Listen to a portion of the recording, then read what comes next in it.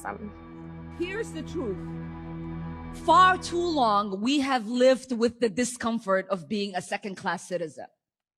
And frankly, I'm tired of it. And every single Muslim in this country should be tired of it. CARE was founded after 9/11 because they recognized that some people did something and that all of us were starting to lose access to our civil liberties. People did something, said a freshman congresswoman from Minnesota, to support and justify the creation of CARE. Today I am here to respond to you exactly who did what to whom. Madam, objectively speaking, we know who and what was done. There is no uncertainty about that. Why your confusion? On that day, 19 Islamic terrorists, members of Al-Qaeda, killed over 3,000 people and caused billions of dollars of economic damage. Is that clear? I was attacked.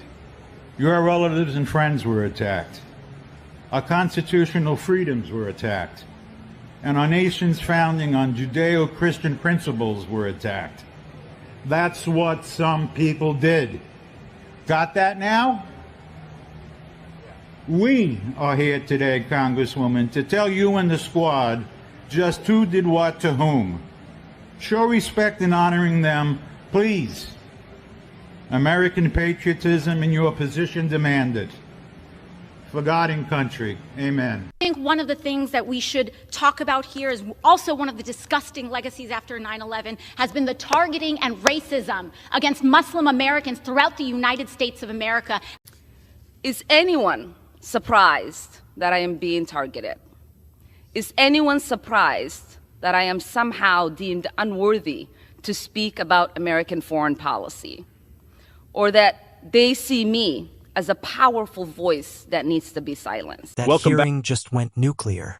Ilhan Omar tried to play the victim, AOC brought the usual drama, and then a Republican walked in with receipts, facts, and a spine. This wasn't about race, this was about respect for America and the truth about 9/11. And the left didn't want either. If you caught that hypocrisy, smash the like button, subscribe, and buckle up. Let's watch the full clip before I give you the full breakdown. From my colleagues, the reasons why the Representative Omar should be removed from this committee, but I feel like all the reasons have not just yet been stated, which is why I rise to add for the record. We've heard about the comments that were made regarding anti-Semitism and anti-Israeli views, but I rise to add to the record that as a member of the Foreign Affairs Committee, I've sat there and heard the representative actually spew anti-American rhetoric as well. I've been in that committee room where the representative equates Israel and the United States to Hamas and the Taliban. Absolutely unacceptable for a member of that committee. I've also heard the representative equate that it is the United States' fault that there is turmoil in Venezuela, that is not because of the oppressive socialist and communism that has spread throughout Central and South America, in Venezuela at the hands of the Maduro and Hugo Chávez regimes. That is unacceptable. And as a New York representative, to hear the representative belittle, to try to diminish the worst terrorist attack on United States soil on September 11, 2001, as some people did something, that is unacceptable as well. And I hold the same standard for this side of the aisle that I do the other, because when another colleague on my side said something about 9/11, I also voted to have her removed from the Education Committee because I thought that was inappropriate. So I'm being consistent here, and I hope my colleagues will do the same to show that this is about consistency and accountability, because we should not have an individual with those views on the committee that is tasked with representing our country and our Congress to foreign nations. Now that the dust has settled, let's be honest about what just happened. Ilhan Omar didn't get called out because of her identity. She got called out because of her words.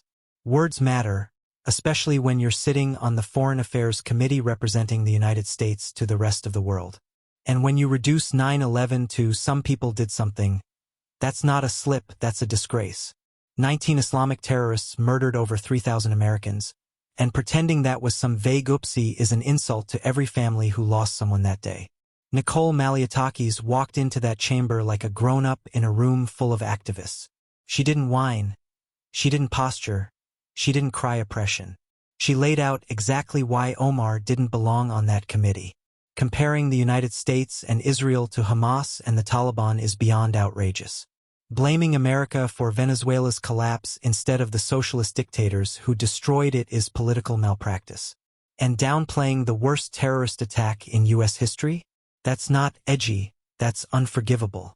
AOC tried to spin the whole thing into a soap opera about targeting and racism, because that's the Democrat escape hatch when facts show up. If they can't defend what was said, they scream about who is being criticized. That's how they dodge accountability. It's emotional blackmail, not leadership. They waved the race card like it was a get-out-of-jail-free card, hoping nobody would notice the actual record being dragged into the light. Meanwhile, Malliotakis even pointed out she voted against her own party when someone on her side crossed the line. That's what real consistency looks like. Republicans were talking about standards. Democrats were talking about feelings. One side was defending America's dignity. The other was defending a colleague who keeps trashing it. This wasn't about silencing anyone. It was about deciding whether someone who constantly undermines the United States should be trusted to speak for it on the global stage. Nicole Malliotakis chose America. Ilhan Omar and AOC chose excuses. And that's why the Republicans won this fight.